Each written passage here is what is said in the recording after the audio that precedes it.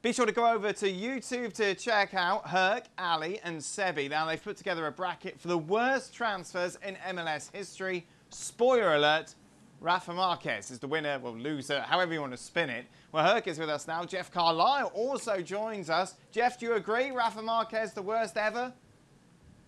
I think Rafa Marquez is pretty close, but actually I would go for Denilson. When he joined FC Dallas, that team was actually having an excellent season back in 2007. If I'm not mistaken, they were atop the Western Conference at the time.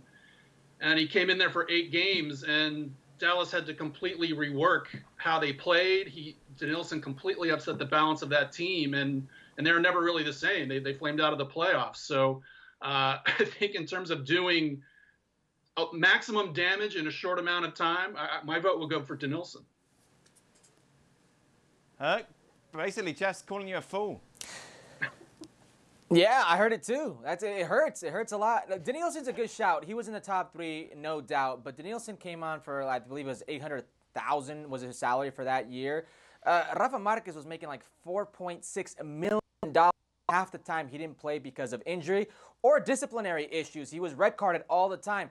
Plus, you got a couple in the fact that he would blatantly and publicly say the talent level he had at his disposal, his teammates weren't good enough. One of those teammates happened to be Thierry Henry. Right then, let's get to the current situation regarding the return of MLS. And I want to start with you, Jeff, because there's so much talk at the moment. This increased over the last 24 hours after that article in The Athletic talking about this tournament that could take place, World Cup style almost, in Orlando in July. Before we get into the details of it, the likelihood of this happening, Jeff, in your opinion? I think the likelihood is slightly more than 50-50. But this is still, getting a lot of pushback from the players. There's concerns about safety. These players are going to be quarantined in a hotel for the better part of 10 weeks. No one can go in or out except for the hotel workers. So that, to me, is a vulnerability in terms of, possible exposure to the COVID-19 virus. So, I still think that there's some things to be worked out. There's also the pushback from being away from their families for that length of time. You've got players like Carlos Vela and Chicharito Hernandez, whose wives are back in their home markets, who are pregnant. And I can't imagine any player wanting to be away from their loved ones for that length of time. And then there's the testing issue. That's, from what I'm hearing from the players, the testing issue is another area of concern. Just, is the country ready for this? So, I still think that, the league is negotiating with the players. There's some back and forth. If I had to bet on it, I would say it gets done, but that's not a super confident bet. Wow. But if there's so much pushback from everyone, how are they going to get it done?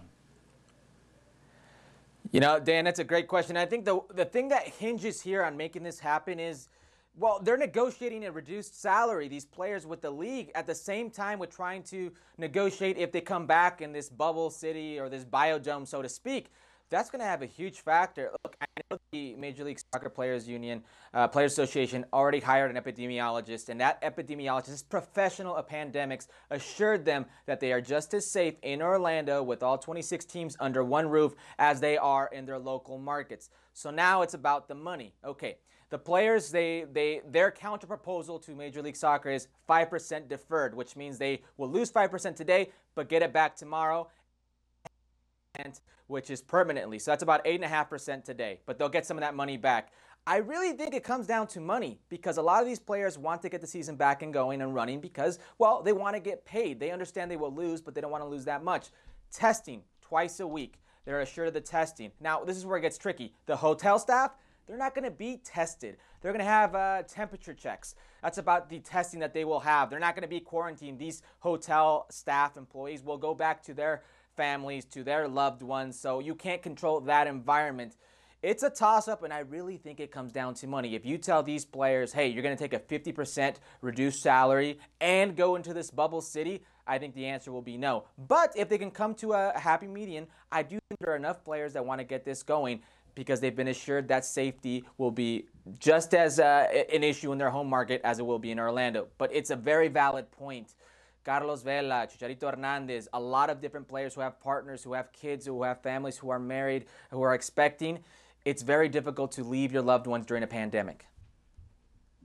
What's the alternative, Jeff? Well, I think one alternative is that, with localities, around the country opening up, albeit very gradually, that perhaps MLS can just wait this out because, for the first 3-4 weeks, the players are going to be just trying to get back into game shape. And, by waiting this out a little bit, can that take place in their home market? The problem is that there's still about, 4 to 6 teams that have not even been able to begin individual workouts. San Jose is one. The 2 New York teams are also affected. So, I think part of the reason why the league wants to go forward with this is that, hey, it'll be a level playing field. Everybody will be in Orlando, and then they can begin to take some steps to get the season started again. But I think the preference for everyone is, hey, if all we're going to be doing is training, better to do that on the home market than have to go to Orlando to do that. But we'll see if that's even possible. Well, thank you very much for watching ESPN on YouTube. For more sports highlights and analysis, be sure to download the ESPN app. And for live streaming, premium content, and let's not forget as well, ESPN FC 7 days a week. Subscribe to ESPN+.